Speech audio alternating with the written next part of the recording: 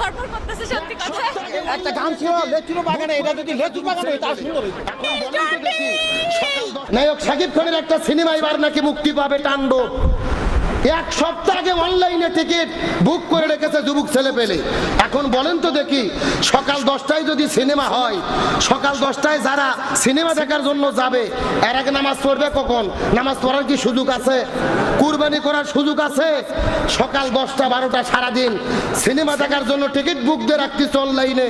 যুবকদেরকে বলতে চাই, তোমরা সিনেমা দেখার জন্য টিকিট বুক দাওনি, বরং তোমরা জাহান্নামে যাওয়ার জন্য টিকিট বুক দিয়ে রেখেছো। কথা বল না? আর আমার দেশের মিডিয়া এই যে ঈদ চলতেছে, আমাদের কি কি আমল করতে হবে? এই যে আজকে 9 জিলহজ, একটা রোজা রাখলে অতীত 1 বছর, ভবিষ্যতে 1 বছর, 2 বছরের জীবনের গুনাহ মাফ। সুবহানাল্লাহ বলেন। এই সমস্ত ফজিলতের কথা